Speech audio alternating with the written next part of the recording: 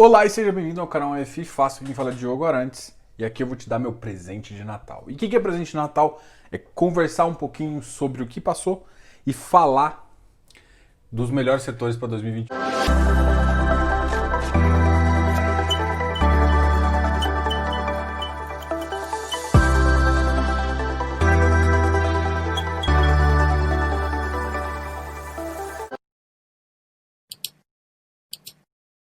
Tá, ok? A gente em 2021 vai fazer um vídeo um pouco diferente, de um pouco de retrospectiva, mas esse vídeo agora a gente vai te dar já um gostinho do que vem pela frente e dos produtos que você deve olhar e que pode te ajudar aí em 2021.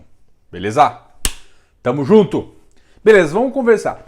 E tentando ser o mais transparente possível, eu classifiquei 3 setores para três tipos de pessoas, tá? E assim, eu não vou falar de ativo aqui, justamente para não incorrer no risco de recomendação, mas eu vou falar de setores que eu acredito como promissor, como acredito que tem potencial de alguma forma e que oferece menos risco para você.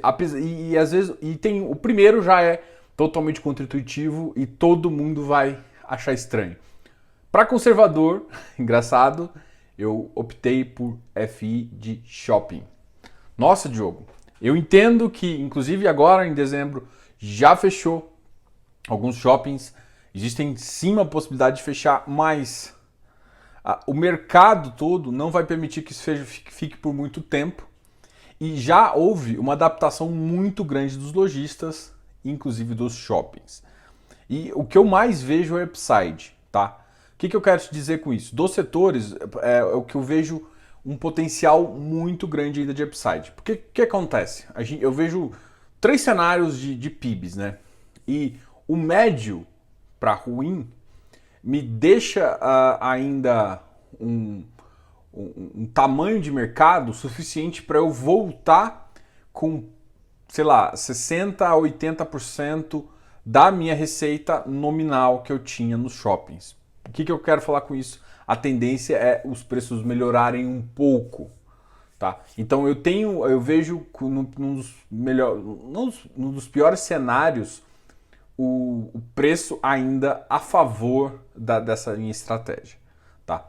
É claro que não são todos os shoppings, eu estou falando aqui de uma forma de linha geral, então você teria sim que escolher. A gente pode aproveitar, inclusive, esse momento, alguns shoppings estão passando por um momento conturbado, comprar algum ativo nesse sentido, mas para mim faz muito sentido você olhar para shoppings. Shoppings eles foram muito descontados em 2021, 2020. Em 2021 eles têm um potencial muito grande. É claro, não é com a cabeça de 2019, tá ok? 2019 a gente vai ver ali lá no final de 2021 e início de 2022, a gente pode esperar alguma coisa nessa magnitude. Mas como o mercado já entende como ele vai fazer, e ele tem mais potencial, e mesmo com um PIB mais fraco, ele consegue ainda ter um potencial de geração de valor para você, tá ok? Então, para quem é conservador, eu ficaria... Por que eu escolhi a FI de shopping? Por conta... Para mim, que é conservador, ele tem que ficar um pouquinho mais no tijolo. Eu acho que, apesar de você correr risco de vacância, você não corre risco de crédito.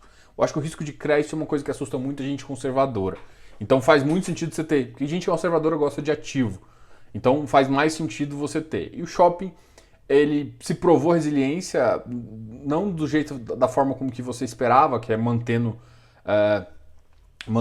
yield, mantendo rendimento, mas ele manteve a essência da procura. E isso para mim é o mais importante, ou seja, a gente viu a demanda de shopping é muito mais que uma demanda de compra, uma demanda social. Isso faz com que esse tipo de ativo esteja uma longevidade, que é a mesma coisa de lajes e logísticos. Existe necessidade da sociedade em relação a isso. Então, desse ponto de vista, eu acho que no ativo que, até em cenários médios e ruins, ele pode se adaptar de uma forma muito melhor.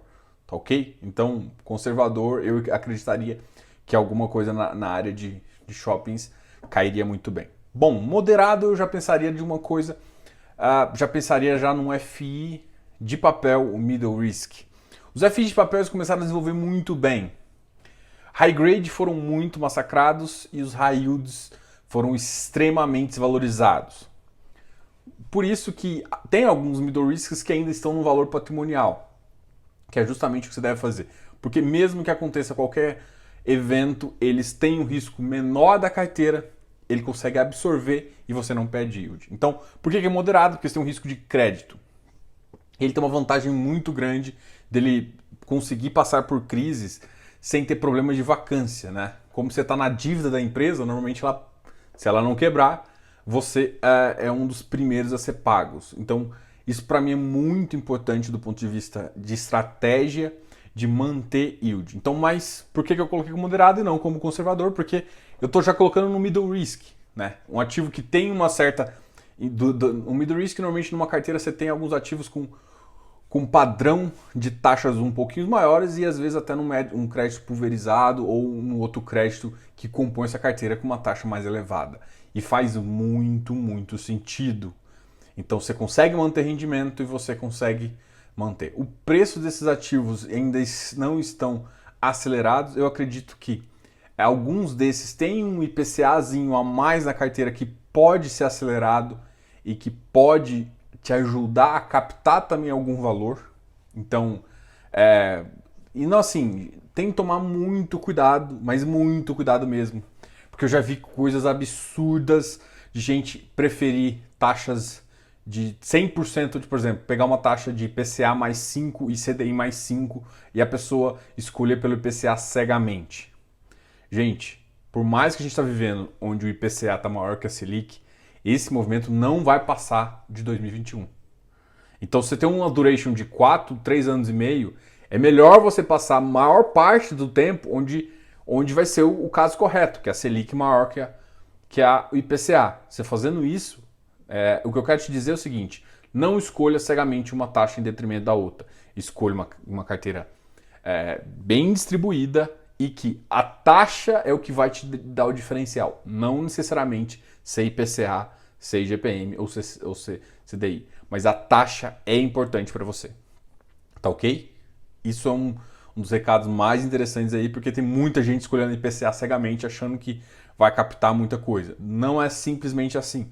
Você tem como captar. Então, você tem que colocar o spread em relação a isso, mas o spread natural, não o atual. O atual a gente sabe que está errado. Não vai ter como o governo sustentar uma taxa de juros negativa, que é o que a gente está vivendo agora. Não tem como. Então, não utilizem esse momento para tomar base de informação, tá ok? Terceiro ponto, e talvez um dos caras que eu acho que eu mais gosto, que eu tenho mais olhado, que é FI e desenvolvimento no setor residencial, tá ok? Então é bem específico, não é todo. Ah, Diogo, mas e FI de loteamento? Bom, mas para mim ele gera um risco um pouquinho maior do que a gente está pensando. A gente viu e a gente escuta de muita gente quando é a primeira residência, quando a pessoa vai morar, a última conta que ela deixa de pagar é essa. Então, esses são ativos resilientes, inclusive para crises. E quando você está no desenvolvimento, é claro que você faz alguma porcentagem. É claro que ele tem um risco muito maior do que todos os outros, por isso que eu deixei aqui para um perfil mais arrojado, mas ele tem um ganho muito maior também. É que a gente está esperando que o PIB acelere. Então, a estratégia aqui é uma aceleração de PIB. E uma outra coisa que, apesar dos ativos, as construções começaram a aumentar de custo, uma coisa que pode ser muito, muito, muito legal é que muitos lugares começam a ter possibilidade de aumentar o preço do metro quadrado. E aumentando o preço do metro quadrado, você tem mais lucro para o FI, mais lucro para todo mundo que está envolvido nesse mercado, ok? Então essa é a ideia por detrás. Então a gente falou de 3 setores, falou de 3 perfis diferentes e quis mostrar a dificuldade e tal. Diogo, mas se desacelerar? Desacelerar, mesmo assim, o negócio, o máximo que vai acontecer é ele voltar ali para um 0 a 0, porque você não está com tanta dívida, você está quase no equity. Então você não fica, o seu FI não vai estar tão endividado, não vai te dar um lucro tão bom, porque as vendas vão desacelerar, mas eu ainda acredito que a tendência, ainda mais por a gente ter passado pela crise de 2014, 2016, que a tendência é um pouco acelerar. E os preços têm ficado um pouco abaixo do que normalmente é praticado. Então a gente tem espaço para crescer nos preços de venda. Em alguns lugares você consegue até notar um aumento aí de 5 a 10%. Não é um aumento suficientemente para sustentar a tese. A tese ela precisa sim de uma aceleração desse mercado, com base também no PIB, no geração de valor do país, mas é uma tese bem interessante aí para quem quer curtir um risco maior. Então você tem que definir, claro, um perfil para o seu porcentagem, mas eu acredito nesse cenário. Porque eu imagino que daqui a 2 a 3 anos a gente já vai estar num outro tipo de cenário e você vai construir agora por mais 1, 2 anos aí, e no terceiro ano, para mim, quando o cenário já tiver mais propenso a receber o ativo, vai receber. Então as vendas normalmente vão ser um pouco melhores, tá? Então eu acredito muito nesse mercado aí para quem tem um perfil um pouquinho mais arrojado. Muita gente tem me perguntado sobre os ativos de varejo, né? Tanto varejo essencial quanto varejo não essencial. Varejo essencial seria supermercados. Apesar de muita gente ter colocado esse como um ativo do futuro, eu não sou tão fã do ativo puro. O que eu quero dizer isso? Como um setor puro. Ele dentro de um híbrido, para mim, faz todo sentido. Por quê? Porque ele consegue compor muito bem uma carteira com contatos atípicos. Tá ok? Então, só que o que eu vejo é que são setores que estão se autofinanciando para se posicionar em alguma coisa. Mas a necessidade de financiamento desse setor não é eterna. Não é como se tivesse um déficit muito grande. Ou seja, é um setor que consegue crescer sem sem uma marca pesada, e você consegue com baixos custos e com algumas considerações fazer. Então ele não necessita do mercado de capitais e está utilizando. Então foi um bom momento para a utilização, mas ele não tem necessidade. Então significa que isso é ruim? Não, só significa que eu não considero ele um setor que se sustente sozinho. É como se eu penso um pouco igual ao setor educacional. Não é um setor que eu não teria, mas eu não teria ele sozinho. Um fundo híbrido que tem parte educacional com contratos interessantes, com empresas interessantes, faz sentido, porque aí eu diversifico um híbrido em vários setores. Isso vale também para esse setor. É um setor que sim tem um potencial, mas o que eu gostaria, o que eu vejo mais, nos ativos que eu mais me interesso, são nos híbridos, que sim tem uma parcela, às vezes uma parcela até grande desse tipo de ativo, mas não é um ativo que eu julgo ele com o mesmo crescimento que a gente conseguiu ver agora em 2021. Porque eu acho que muitas empresas utilizaram esse momento para captação de recurso para se posicionar agora. Mas então ela já se posicionou, ela tem se posicionado. Então ela já fez a maior parte do volume, ela já fez isso. Então se gerar alguma coisa, é numa quantidade menor e que talvez não faça sentido para o mercado de capitais entrar. Não significa que o setor vai ficar ruim ou não vai crescer, mas não vai crescer o suficiente de ser a menina dos olhos, tá? Tipo igual o que aconteceu com os FIs de logístico, tá?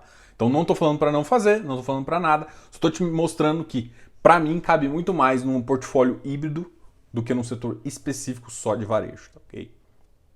Beleza, esse foi o recado. Gostaria de lembrar vocês que se inscrevam aqui no canal, dá um like nesse vídeo e comente aqui embaixo o que você achou do vídeo. Qual é o seu perfil? Escreve aqui.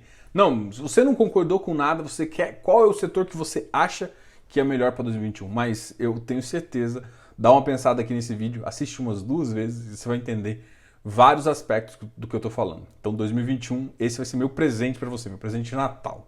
Dá uma pensada nisso, beleza? Então, Diogo, o canal é FI Fácil.